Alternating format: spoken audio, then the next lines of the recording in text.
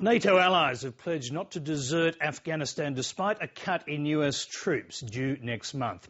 One US foreign policy analyst who's seen the military campaign plan is Michael O'Hanlon from the Brookings Institution. He's playing down suggestions the Obama administration could withdraw more US troops than previously expected.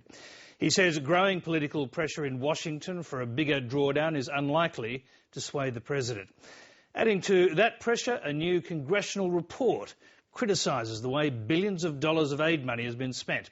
North America correspondent Craig McMurtry reports.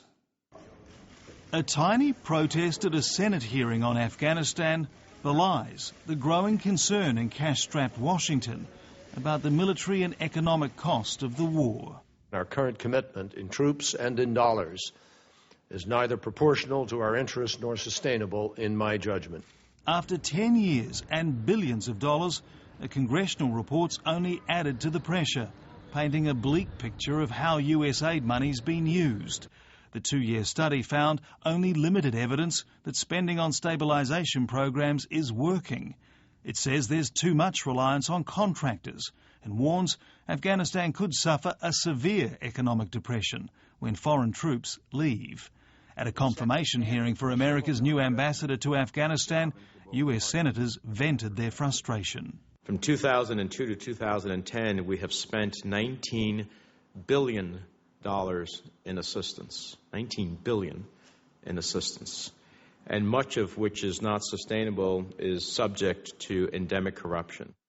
This is a messy situation that isn't getting any better. We walked away from Afghanistan once in 1989 with disastrous consequences. We cannot afford to do so again. The US is pouring hundreds of millions of dollars in aid money into Afghanistan every month. The Obama administration agrees that there are some issues over how it's being spent, but the White House rejects the negative tone of the report. The presumption that our assistance has contributed little and that Afghanistan has made no progress is just simply wrong. We disagree with that. Recently returned from Afghanistan, senior analyst Michael O'Hanlon agrees that the congressional report doesn't emphasise enough progress being made on the ground. The foreign policy specialist doubts calls on Capitol Hill for an overhaul of strategy will have much influence on Barack Obama as he ponders how many US troops to pull out. The president's not going to let field commanders make all the decisions for him, but it's his strategy.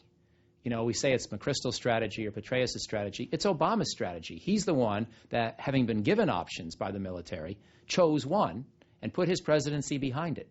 The US president has spoken to his Afghan counterpart in an hour-long teleconference call. Officials say the two leaders spoke about the impact of the killing of Osama bin Laden and transition plans, including the anticipated US troop drawdown.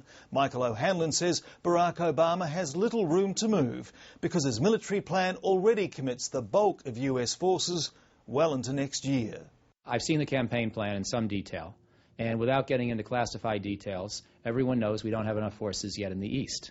So the basic strategy is consolidate and hold the fort in 2011 in the South, as we expect the Taliban to try to retake ground they lost last year. Having accomplished that, with the Afghan security forces playing an increasing role in building up confidence in the process, we can then make a transition, moving some of our NATO forces, and especially American forces, from the South and Southwest to the East in the upcoming winter, at which point they will have a 1 to 2 year time horizon of more intense operations in the East. There are calls from both sides of politics for 3,000, 15,000, even upwards of 20,000 to be pulled out this year. The President's National Security Team is reportedly divided over the issue, with the outgoing Defence Secretary and the Vice President said to be on opposite sides. The bigger drawdown is likely next year, ahead of the 2012 presidential election. By Election Day 2012 in particular, the President needs to be well on the way towards completing and undoing the surge that he approved in the fall of 2009, when the U.S. numbers went from 68,000 to 100,000. But this July, Michael O'Hanlon is betting at the lower end. I would predict relatively modest troop drawdown numbers in the 5,000 to 7,000 range this summer. The White House is promising the President's decision soon. Craig McMurtry, Lateline.